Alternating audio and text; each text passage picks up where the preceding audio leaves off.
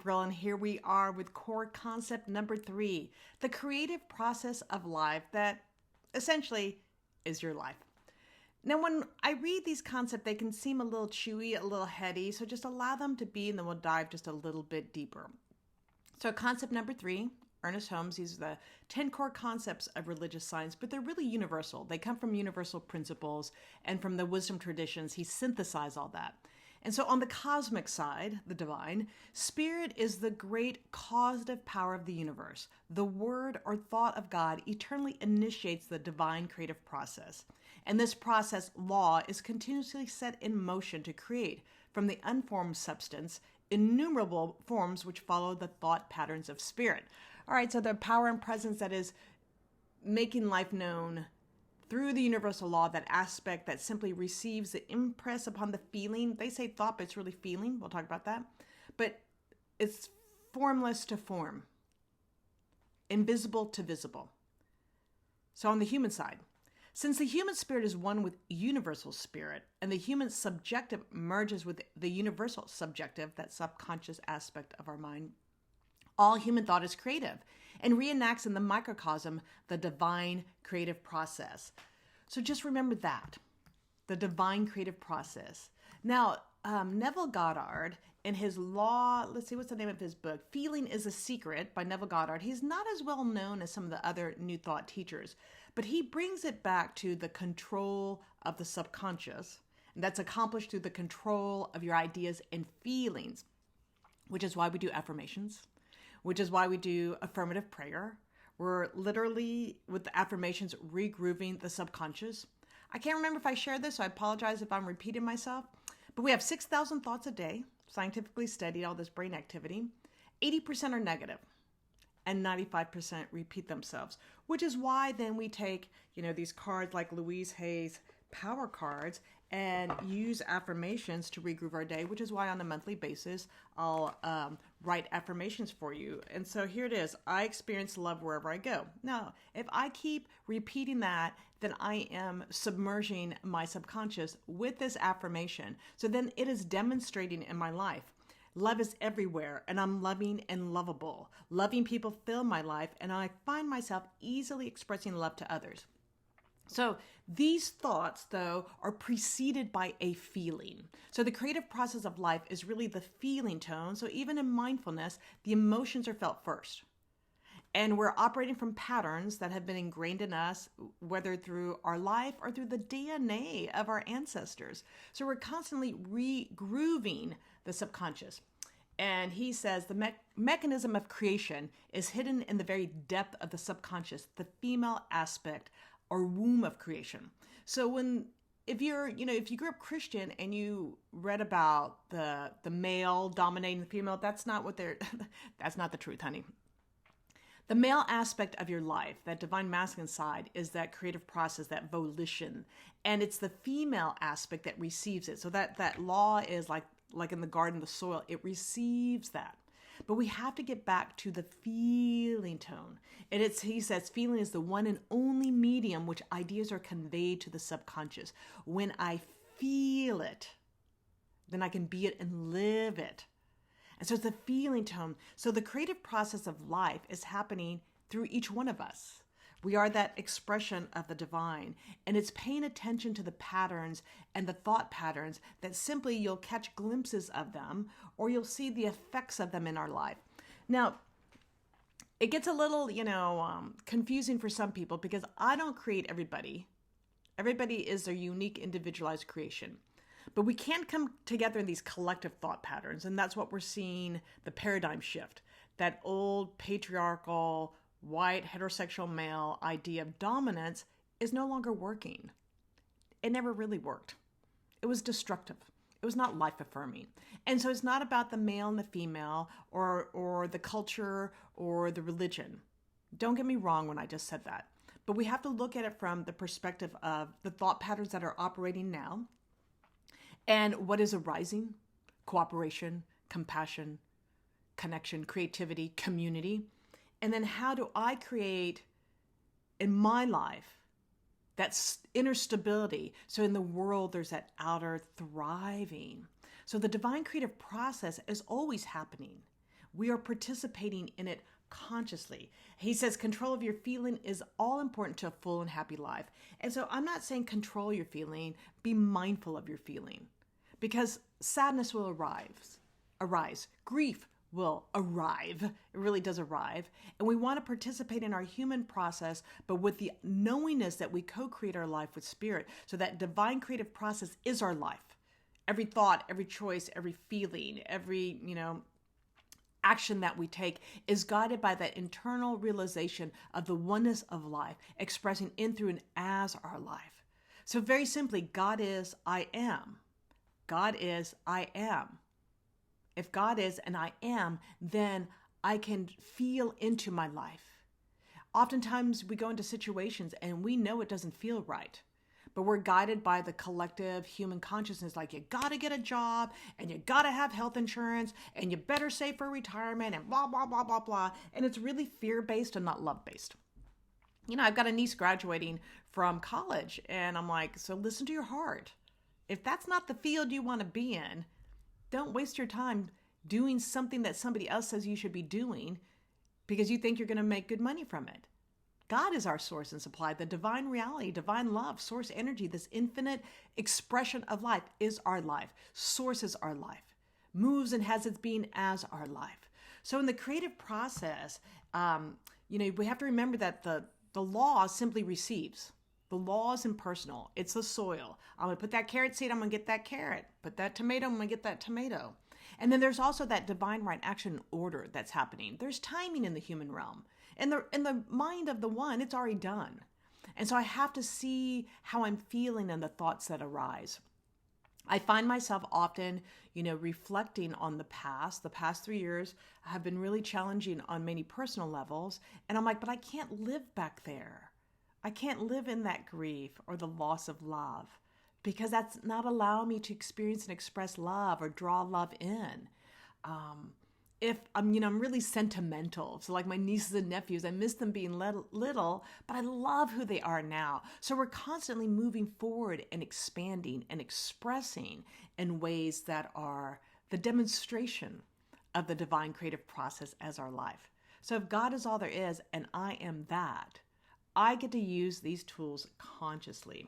Now I'm going to pick from another deck. I just realized I didn't anchor us in. That's okay. And I do love Louise Hay wisdom cards because these are just beautiful, simple affirmations on cards. And it says, I am taking the next step for my healing. All right.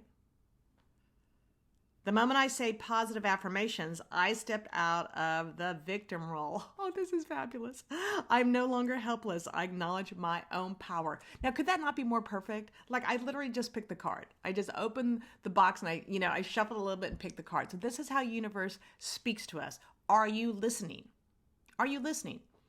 So those 4 kingdoms of consciousness. Kingdom 1, victimhood. Life being done to me. Kingdom 2, by me, that's a manifestor stage. That's where we're doing these affirmations. We think we've got control. Kingdom 3, life through me. You're the vessel. I talked about that at my last speaking engagement at Union on Greenville. You're the vessel, life through me. And then Kingdom 4 is just the oneness of life. That is your life. And so once again, I'm taking the next step for my healing, or I'm taking the next step for the revelation of my new joy of being, or love, or expansion, or if you have kids, the staying anchored and grounded in the truth that everything's revealing itself. The moment I say positive affirmations, I step out of the victim role. I'm no longer helpless. I acknowledge my own power. So that own power is the power of God, not the power of the presence. So let me just briefly share about this kindergarten teacher and this whole aspect of control, because that's what we see. We want to control conditions, but we're actually not controlling conditions. We're allowing the expression of our life. And then what we're doing is we're guiding the creative process through our thoughts. But oftentimes you see people wanting to control and micromanage, and it's got to be this way. But I had this kindergarten teacher, and if you've ever been around kindergartners, it's like herding cats. I love them. The energy is creative and joyful and spontaneous. And the great master teacher said, be like little children. So anyhow, she's sitting on the carpet. Kids are coming to the carpet so we can do mindfulness. And she's actually quite calm, the teacher. And I looked at her, I'm not going to say her name. And I'm like, hey, Miss So-and-so. I'm like, I'm just noticing how calm you are. And she looked at me and she goes, you know what? I realized a while back that I need to give up that idea of control. And that everything is happening in just perfect timing, and that they will arrive when they arrive, meaning the kids. So each child has their own way of expressing, and some need to do things like it takes a little bit longer, or they need to connect a little bit. But it was her level of calm that was a beautiful demonstration of her awareness of letting go of control and knowing perfect order. And that's what the co-creative process is. I'm letting go of control, but I'm in the feeling tone. I'm directing the law, but I'm not trying to control anything. I'm allowing. I'm being. I'm consciously choosing my thoughts and the reality I seek to experience and express. I get to be that place and space. Let's see if Neville Goddard has anything else to say. As within, so without. We know that, it is an inside out job, the way that we co-create life with spirit. And so the final thought is mastery of self-control of your thoughts and feelings is your highest achievement. Now, you're not going to be able to control 6,000 thoughts. No. But what you can, manage is the predominant ones that you've seen that have been debilitating, the stories from your past, the haunting voices of people in their own unskilled and unhealed ways that might have planted seeds of the opposite of the truth of who you are. That's what we manage, that we take charge, and then we do these affirmations. So I experience love wherever I go. That becomes the affirmation that in your life that you haven't been experiencing love, or you've had, difficulties or challenges, or you're seen from the lens of less than, I'm not worthy, that love is everywhere and I'm loving and lovable, and loving people fill my life, and I find myself easily expressing love to others. These are the tools. These are the seeds of the co-creative process. And what a powerful way to live and be in this world, to know that we can move and live and have our being in this highest consciousness. And we're going to have our human moments. And remember, that's okay. But you are the creative process. You are the demonstration of the divine. You are the way that spirit gets to consciously co-create. And just notice when you're around people who are complaining, they're putting that into the law. And it's an invitation to, be mirrored to us. Where are we doubt? Where are we having doubt? Or where are we complaining? Or where are we, stuck in that lower vibration that takes you down? As opposed to understanding that I can mindfully stand in the present moment. I can call forth my good. I expect it. I accept it. I receive it. I celebrate it. And that's how we dance with the divine in core concept number 3. So just notice the creative process in your life. Notice conditions that are expressing. Now, with prayer, we're always activating the law with spiritual principles and divine qualities. All right, so the spiritual principles, we're going to start diving deeper as we go a little bit further with these core concepts. But if God is all there is, and my life is that life, God is omnipotent, omnipresent, omniscient, and then I am an expression of that, then I want to co-create my life from that consciousness. Kingdom 4, or at least Kingdom 3 through me, or just the knowingness of God right here, right now as my life. All right, so just a little bit. I'll try to have more video inspirations this month. Thank you for being here. I have one of my larger bowls. I've got all the bowls back there that I love playing. So if you don't mind, let's anchor out, even though we didn't anchor in, but we're always anchored in the present moment awareness of the indwelling presence that is the divine. In whatever way you experience and express it, it is love. It is always love. It is only love. Now, the world may not be revealing that, but it's actually up to us to reveal that, to mirror to other people how to live a conscious life, to co-create in a way that is for our highest good. And when we're experiencing fear or doubt or worry, we bear witness to that. When we see wars like the war in Ukraine or what's happening in Afghanistan or Africa or even here in the United States, that we call forth social justice through love. We speak and take action in the co-creative process for a world that works for everyone. We stand in that truth and that possibility. Because remember, when 2 or more are gathered, we amplify that energy. We amplify that feeling tone. So be that amplification of love, consciously co-create your life, practice more affirmations, your affirmative prayer. If you haven't been doing affirmative prayer, now's a good time to start. It's very simple. You begin with gratitude. I am grateful. Then you recognize the allness and wholeness of God.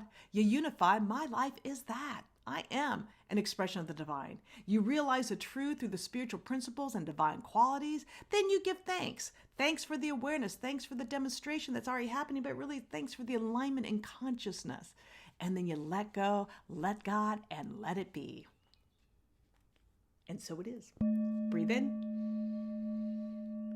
And breathe out. Just drink that in. Breathe in and breathe out. Breathe in and breathe out. Thank you so much for being here. Truly, I want to build the Everyday Sacred community. So if you have friends who want to join us, once we get 20 people, we will do some Zooms together. So let's gather in our good.